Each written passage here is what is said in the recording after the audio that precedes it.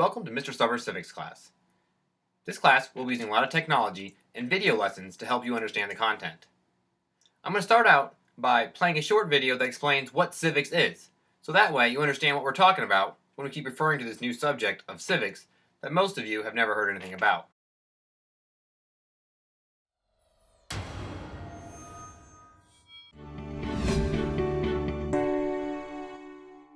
Americans do well with elementary school level questions such as, what is the name of the President of the United States? What is the capital of the United States?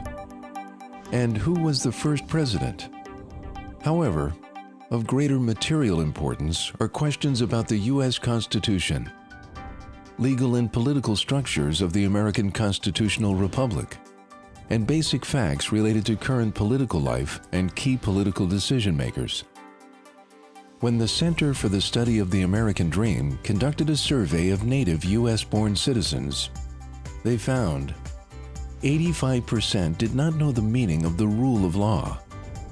75% were not able to correctly answer, what does the judiciary branch do? And 71% were unable to identify the Constitution as the supreme law of the land. Clearly, our nation is suffering from an epidemic of civic illiteracy.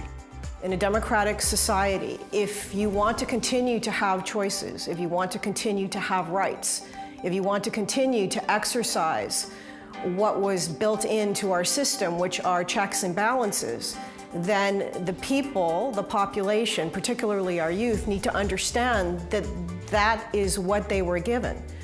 And if you don't understand that that is what you were given historically as your birthright, then you have a chance of losing that. Civics education is about teaching the content of civics, American government, the judicial system, the electoral process, the Constitution, Bill of Rights, as well as modeling what a democratic process looks like for our students. Addressing the need for civics education in the classroom revisits the original mission of public schooling as the vehicle through which America's youth are prepared for a participatory form of citizenship by acquiring civic knowledge and skills. Students who are not teaching in American schools will apply what they are learning in this course in the context of their current teaching assignments. The principles that we discuss will apply to teaching in all democratic societies. Those teaching abroad in non-democratic societies discuss, analyze, and apply civics education in the context of their current teaching assignment. Civics specifically hones in on what is your duty, your rights, your obligations as a citizen, in this case of the United States. How does that work? How are your rights protected? What are your rights? What is this thing called due process? What's the Constitution? What are Bill of Rights? And what's happened is our students don't understand how they are related to this thing called democracy. The purpose of this course, Civics Education, is to align the content knowledge with a repertoire of pedagogical practices responsive to the needs and interests of students, in order to achieve the development of an informed citizenry in a democratic society and concern for individuals to assume civic responsibilities for self and others. If you think about just this last election, if we were to do a research study on how many people actually understood what they were voting for, did they really understand what was on the ballot? I would say highly unlikely. And part of the issue that goes back to the literacy issue of being able to understand what you are voting for. Civics education is also tied to literacy education. Students will need strong literacy skills to understand the rights they have. When they go to vote, they will need to understand what they are voting for. Literacy is a critical issue in civics education. This course offers a solution to our nation's civic illiteracy by addressing the need for civics education in the classroom and following our nation's original mission of public schooling as the vehicle through which America's youth are prepared for a participatory form of citizenship by acquiring civic knowledge and skills.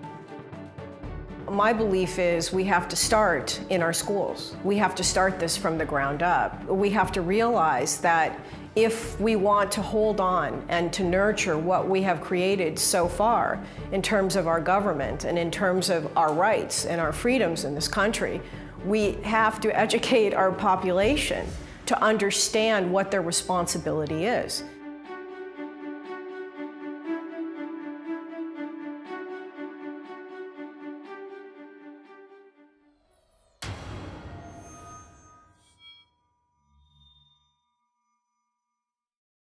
Now that you've seen that video on what civics is, and you see the importance of civics, let's see how this typical week is going to go in my class.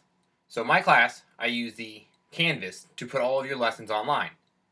So you're going to be getting, on Mondays, a packet from me each week with a pacing guide that looks like this. And on the pacing guide, it gives a recommendation for what to do each day. That entire packet is due at the end of the week. So if one day you want to do the assignment for Tuesday instead of Monday, that's fine, but everything in that packet needs to be done. You'll be going through these packets using your own electronics, computers when we have them in the classroom, and sometimes I'll play the videos in class, and getting all these assignments done. We usually cover about 2 video lessons a week. These lessons are made by me, using green screens and slides to help explain the information to you. You'll do an assignment or 2 with them, and after that, you'll go on to the next part in the pacing guide. Once you get through the entire pacing guide for the week, you are complete, and you can hand in the packet. At that point, if it's a little early in the week, you can ask me about extra credit projects, which I'll go over with you at a later point. So, always make sure you complete everything on the pacing guide and have everything checked off before you turn the packet in to me. The reason I set my room up like this is so that way you can take control of your learning. Everyone has different learning styles and different learning ways that work for them. I do this so you can choose if you want to work individually, in groups. Sometimes you might want to work in a group on one thing but not another. This way, when you come in, you take control of your learning and you make sure you're getting what you need to accomplish. Now, that doesn't mean I'm not going to intervene and, disrupt 2 people that aren't benefiting each other. So you can't just join a group and have fun all the time. You actually have to work or you'll be by yourself. But by doing this, I'm allowing you to collaborate, which means talk back and forth and figure it out, helping you deepen your understanding of the content. The grading policy for my class is test and quiz are 30% of your grade. So any major test at the end of the unit and any quiz goes into the test quiz category, counting for 30% of your total grade. The classwork homework, which is made up primarily of your packets, so your packets are very important, is 50% of your grade. So half of your grade for this class is just based on the work you're doing, and it's mainly in those packets. And then part of your grade is 20% participation. Your participation grade is based on how you behave in class, keeping your binder up to date, keeping track of your civics items, your packet, any other information I give you in your section of the binder, and taking part in group activities. So all of that adds up to your 100% of the grading policy for my class. 50% though is the main thing you need to keep an eye on.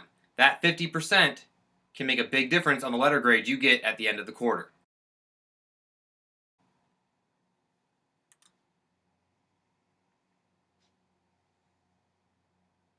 Oh, hey, electronics in class. So we're going to use them a lot, and I know they have a lot of great information on them, and I know they're a lot of fun, but you need to make sure you use them properly. If you're not using your phone in an educational manner, and you're using it to distract the class, then you're not going to be able to have it out. Now, I don't mind if you listen to music after a lesson gets started. Helps you, concentrate, block out the surrounding noise. That's fine. But I don't want you playing music out loud in my classroom. Now, there's a lot of educational apps you can put on your phone. The Canvas app, which has all the video lessons and everything you need for my class, is available on your phone. But I don't want you to sit there and play Angry Birds the entire class, or those games where you all race each other and each one of you is playing and you're distracting a third of the classroom. That's not going to happen, or you'll lose the right to your phone. So make sure you're using your electronics wisely. Also, if I'm speaking, it's polite to look up from your phones and at me. That way I know you're paying attention. So that's pretty much the electronic policy for my class. Use it properly, or you lose it. This unit will also be reading The Giver. It's a great novel written by Lois Lowry, and we're going to be reading it over the entire first quarter. So you're going to need to make sure that you're following along with this book as well as the content we're covering. Because this book will help enrich the content. It'll help take these ideas of different governments, political philosophies, citizenship, the amount of control government has over the people, and help you relate it to this story. These are concepts you've never discussed before and ideas of things that have never really been brought up in a conversation. So it's going to be all new to you. So by reading this book, it's going to help you connect it to something, helping you deepen your understanding and remember it for a longer period of time. I do have a class set of the books for you. I have them here. You can read them in class, but you can't take them home with you. So it'll be a great benefit for you if you purchase this book. The book is available for anywhere between $4 and $8. I know they have it at Walmart usually for like $7 or $8. And this way, you have it at home. You can read it on your leisure, and you can write in it, take notes, underline, highlight, anything you need to do to help you really understand the information. We'll be reading The Giver about 3 chapters a week for the entire quarter. So you need to make sure you stay up to date with where we're at. In the pacing guide, there are questions that help relate The Giver to the content we're covering and also check for understanding. So you need to make sure that you're actually reading these chapters each week. Otherwise, it's going to deeply affect your grade. Now, for some of you, you may not always have the time to read it. I also have the audio links available on Canvas for each chapter to help you if you're struggling with the reading. Since all these video lessons are being presented to you, you're going to have a place to access them. I'm using Canvas to host my entire curriculum. So any worksheets you need, any package you're missing, any video lesson you need, any link you need, it's all going to be available like a digital class on Canvas. I'm going to go through this week and show you how to log in and make sure each and every one of you can log into Canvas. There is a Canvas app for any smartphone, and you can access it from any computer. So you're going to need to make sure you're familiar with Canvas because it's going to be essential to you being successful in this class. This is the end of the video. Please make sure you have all of the guided notes completed before you move on to the next page in the packet.